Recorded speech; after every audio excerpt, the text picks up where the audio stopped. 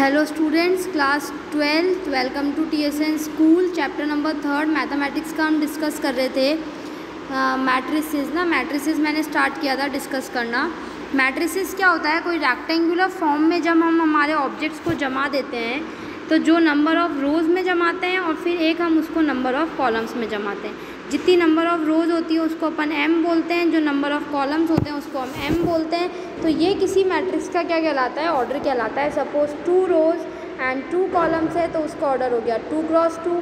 Suppose 3 रोज़ और 1 column है तो उसका ऑर्डर हो गया 3 क्रॉस 1।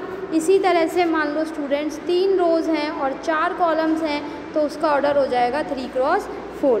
और नंबर ये तो होता है ऑर्डर। नंबर ऑफ़ एलिमेंट्स कितने आएंगे? जो इनका मल्टीप्लाई है, जैसे 4, इसमें 4 एलिमेंट्स आएंगे। 3 क्रॉस 1 इक्वल्स टू 3, तो इसमें ये 3 एलिमेंट्स आएंगे जहाँ जहाँ लाइन्स इंटरसेक्ट हो रही है। 4 क्रॉस 3 इक्वल्स टू 12, यानी इसमें कितने एलिमेंट्स आएंगे? 12 एलिमेंट्स आएंगे। मैट्रिसेस हमने पढ़ा, ऑर्डर ऑफ मैट्रिक्स पढ़ा, उसके बाद हमने पढ़े थे टाइप्स ऑफ मैट्रिसेस कि मैट्रिसेस कितने तरह की होती है ना। सबसे पहला हमने देखा था कॉलम मैट्रिक्स जिसमें सिर्फ एक कॉलम होगा, रो मैट्रिक्स जिसमें एक रो होगी, स्क्वायर मैट्रिक्स जिसमें नंबर ऑफ़ कॉलम्स और नंबर ऑफ़ रोज़ क्या होती है? सेम होती है। फिर उसके बाद हमने पढ़ी थी डायगोनल मैट्रिक्स जिसमें सिर्फ डायगोनल पे एलिमेंट्स आएंगे, बाकी सारे एलिमेंट्स क्या हो जाएंगे? 0। उसके बाद हमने पढ़ी थी स्केलर मैट्रिक्स जिसमें डायगोनल पे सारे एलिमेंट्स की वैल्यू एक ही रहेगी, बाकी सारे एलिमेंट्स 0 हो जाएंगे। नेक्स्ट हमने पढ़ी थी आइडेंटिटी मैट्रिक्स जिसमें जो डायगोनल पे एलिमेंट्स हैं उनकी वैल्यू 1 1 1 रहेगी, बाकी सारे एलिमेंट्स क्या हो जाएंगे? 0। और ज़ीरो मैट्रिक्स जिसमें सारे एलिमेंट्स क्या होते हैं? 0, उसको हम कहते हैं ज़ीरो मैट्रिक्स। देन अब हम जो न्यू टॉपिक स्टार्ट कर रहे हैं students, that is equality of matrices. तो इक्वलिटी ऑफ मैट्रिसेस, जैसे कि इक्वलिटी नाम आ रहा है, इसका मतलब दो मैट्रिसेस को हम इक्वल करने की बात करेंगे ना। तो डेफिनेशन क्या कहती है? 2 matrices A is equals to Aij and B is equals to Bij, यानी दो मैट्रिक्स दे रखी है, एक A जिसके एलिमेंट्स Aij है, suppose A11, A12, A21 and A22, और एक मैंने B मैट्रिक्स ली जिसके एलिमेंट्स Bij हैं, यानी B11, B12, B21 and B22। Only for understanding, समझाने के लिए मैं मैट्रिसेस छोटी ले रही हूँ, बाकी ये चाहे तो बड़ी मैट्रिसेस भी हो सकती हैं। 3 क्रॉस 3, 4 क्रॉस 4, कितनी भी मैट्रिक्स हो सकती हैं। और ज़रूरी नहीं है कि ये दोनों मैट्रिक्स स्क्वायर ही हो, नॉन स्क्वायर मैट्रिसेस भी हो सकती हैं, लेकिन दोनों की ऑर्डर सेम होना चाहिए ना। तो 2 matrices are said to be equal. दो मैट्रिक्स इक्वल कब कहलाएगी? सबसे फर्स्ट देखो बात आ गई, they are of same order. सबसे पहले उनका ऑर्डर सेम होना चाहिए, चाहे वो स्क्वायर हो या नहीं हो ये ज़रूरी नहीं है। अगर ये 2 क्रॉस 2 ऑर्डर की है तो ये भी 2 क्रॉस 2 की होनी चाहिए। सपोज़ मैं 3 क्रॉस 1 ऑर्डर की मैट्रिक्स लूँ एक A को, तो जो B है उसको भी कितने ऑर्डर का होना पड़ेगा? 3 क्रॉस 1 ऑर्डर का ही होना पड़ेगा। और इक्वलिटी के लिए फर्स्ट कंडीशन तो हो गई कि उनका ऑर्डर सेम होना चाहिए। सेकंड कंडीशन क्या होएगी? ईच एलिमेंट ऑफ ए का हर एलिमेंट किसके इक्वल होना चाहिए? Is equal to the corresponding element of B. A का हर एलिमेंट उसके करस्पॉन्डिंग बी के करस्पॉन्डिंग एलिमेंट के क्या होना चाहिए? इक्वल होना चाहिए। We write A is equals to B, that is Aij, यानी A11। इसको अगर मैं ऐसे समझाऊँ तो स्टूडेंट्स मैं क्या कहूँगी? A11 B11 के बराबर होना चाहिए, A12 B12 के बराबर होना चाहिए, A21 B21 के बराबर होना चाहिए, और A22 किसके बराबर होना चाहिए? B22 के। तो दो चीज़ें आती है इक्वलिटी में कि एक तो उनका ऑर्डर सेम होना चाहिए और दूसरा जो उनके करस्पॉन्डिंग एलिमेंट है, यानी इसका फर्स्ट इसका फर्स्ट, इसकी फर्स्ट रो का सेकंड एलिमेंट इसके इक्वल हो, इसकी सेकंड रो का फर्स्ट एलिमेंट इसकी सेकंड रो के फर्स्ट एलिमेंट के, और इसका सेकंड एलिमेंट इसके सेकंड एलिमेंट के क्या होना चाहिए? इक्वल होना चाहिए। तो इसको हम क्या लिखेंगे मैथमेटिकली? इसको हम कैसे लिखते हैं? इसको हम लिखते हैं Aij is equals to Bij for every i comma J. ये साइन होता है फॉर एवरी का ना, हर i कॉमा जे के लिए, या फॉर ऑल अपन बोल सकते हैं, फॉर एवरी या फॉर ऑल i कॉमा जे जितनी भी वैल्यूज़ हैं उन सब के लिए ये कंडीशन अगर होती है सेटिस्फाई तो हम कहते हैं कि दो मैट्रिसेस क्या हैं? इक्वल मैट्रिसेस हैं।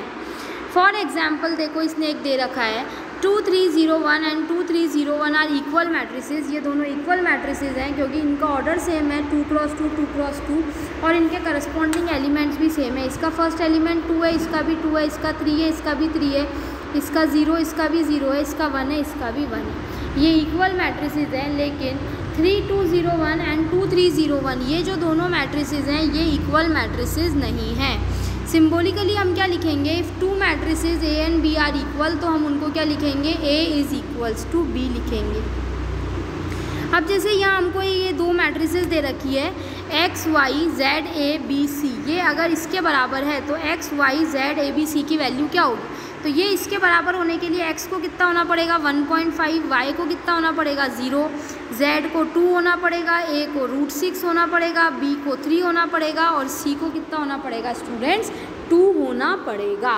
For equality of matrices, equality of matrices के लिए इन कंडीशंस को सेटिस्फाई होना पड़ेगा, यानी जो करस्पॉन्डिंग एलिमेंट्स हैं उनको आपस में कैसा होना पड़ेगा, इक्वल होना पड़ेगा।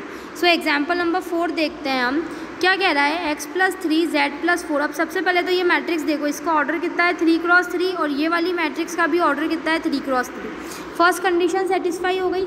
अब ये दोनों बराबर कब होंगी, जब इनके करस्पॉन्डिंग एलिमेंट्स जो हैं वो क्या होंगे, इक्वल होंगे। तो अब वो मैं करती हूँ, मेरे को a b c और x y z की वैल्यू निकालनी है। तो देखो सबसे पहले हम क्या करेंगे, x + 3 किसके बराबर होना चाहिए 0 के, तो x + 3 बराबर 0 कर दिया, तो यहाँ से मेरे x की वैल्यू कितनी आ गई स्टूडेंट्स -3, ठीक है। अब z + 4 को 6 के बराबर कर दो, z + 4 = 6, यानी z कितना आ गया मेरा 2, z की वैल्यू आ गई 2, x की वैल्यू आ गई -3। इसी तरह से 2y - 7 = 2y - 7 = 3y - 2, 3y - 2। इसको जैसे ही सॉल्व करेंगे 2y से -3y इधर आएगा, 2y - 3y = -2 + 7, यानी -y किसके बराबर हो गया 5 के, यानी y किसके बराबर हो गया -5 के। तो y की वैल्यू कितनी आ गई स्टूडेंट्स -5। a - 1 = -3, a - 1 किसके बराबर है -3 के, तो a कितना हो जाएगा -3 + 1, तो a की वैल्यू कितनी हो जाएगी स्टूडेंट्स -2। b - 3 किसके बराबर होगा 2b + 4 के, तो यहाँ से मैं करती हूँ b - 3 = 2b - 4, तो b - 2b किसके बराबर हो जाएगा -4 + 3 के, यानी -b = -1, यानी b किसके बराबर हो गया मेरे पास यहाँ 2b + 4 है, तो 4 + 1 = नथिंग बट 7, 4 + 1 कितना हो जाएगा 7, तो b मेरा b की वैल्यू कितनी आ गई स्टूडेंट्स -7 आ गई। तो यहाँ से इस तरह से हमने b की वैल्यू निकाल ली, a - 1 को -3 करके मैंने उसकी वैल्यू निकाल ली। b की वैल्यू कितनी आई मेरे पास, b की वैल्यू आई मेरे पास -7, ये माइनस साइन इधर चला जाएगा, b = -7।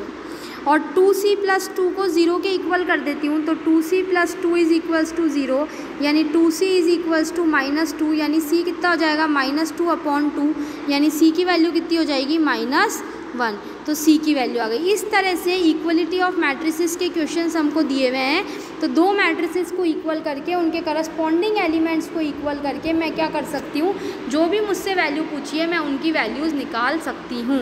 इसी तरह से एग्जाम्पल नंबर 5 देखते हैं। देखो find the values of a b c and d from the following equation.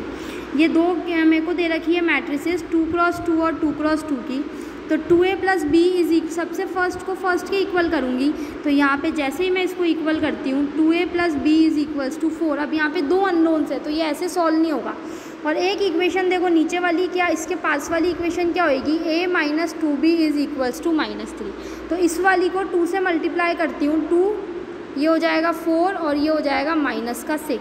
अब इन दोनों को मैं कर देती हूँ सब्ट्रैक्ट, है ना, तो ये माइनस का प्लस हो जाएगा, ये भी माइनस का प्लस हो जाएगा, 2a से 2a कट गया, 4b + b = 5b = 10, तो b की वैल्यू कितनी आ गई 10/5, यानी मेरी b की वैल्यू कितनी आ गई स्टूडेंट्स 2। अब इस b की वैल्यू 2 को मैं किसी भी एक इक्वेशन में रख देती हूँ, तो क्या हो जाएगा 2a + 2 = 4, यानी 2a कितना हो जाएगा 4 - 2, यानी 2a = 2, यानी a किसके बराबर हो गया स्टूडेंट्स 1 के बराबर हो गया, तो a 1 आ गया और b कितना आ गया मेरे पास 2 आ गया। इसी तरह से बाकी दो इक्वेशंस को मैं सॉल्व करती हूँ, तो 5c - d = 11 and 4c + 3d = 24। तो अब एक तरीका तो क्या है कि मैं इसको 4 से मल्टीप्लाई कर रहा हूँ और इसको 5 से मल्टीप्लाई कर रहा हूँ, लेकिन वो करने की बजाय मैं क्या करती हूँ, मैं इस वाली को 3 से मल्टीप्लाई करा देती हूँ। तो ये यहाँ 3D से 3D क्या हो जाएगा, कैंसिल आउट हो जाएगा। तो स्टूडेंट्स वो हम सॉल्व करते हैं। देखो 5c minus D is equals to 11 and 4c plus 3d is equals to 24।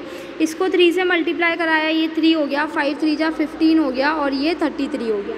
अब जैसे ही ये दोनों 1 प्लस 1 माइनस में ऑलरेडी, तो मुझे साइन चेंज करने की ज़रूरत ही नहीं है, ये कैंसिल हो गया। 15 and 4 is 19c is equals to 4 5 6 7 3 4 5 57, यानी c कितना हो गया 57 upon 19। 57 upon 19 is nothing but 3, 19 3 जा 57, तो c की वैल्यू हो गई मेरे पास 3। और c की वैल्यू मैं किसी भी एक इक्वेशन में रख देती हूँ, सपोज़ इसमें रख देती हूँ, तो 4 into 3 plus 3d is equals to 24। तो 3d कितना हो गया 24 माइनस 12, यानी 3d इज़ इक्वल्स टू 12, यानी d कितना हो गया मेरे पास 4। तो d की वैल्यू स्टूडेंट्स मेरी कितनी हो गई यहाँ पे 4।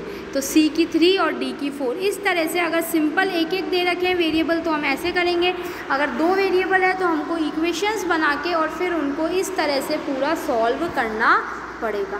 क्लियर है स्टूडेंट्स? आई होप सो आपको अब ये जो चीज़ें हमने अभी करी हैं ये क्लियर हुई होंगी। इनके बेसिस पे आप एक्सरसाइज 3.1 ट्राई कीजिए, बिल्कुल सिंपल है। या तो मैट्रिक्स कंस्ट्रक्ट करनी होगी या फिर इक्वालिटी बतानी होगी मैट्रिक्स, या ऑर्डर बताना होगा। सो इसके आगे के जो टॉपिक्स हैं मैट्रिसेस के वो अब हम डिस्कस करेंगे नेक्स्ट क्लासेस में। Thank you students.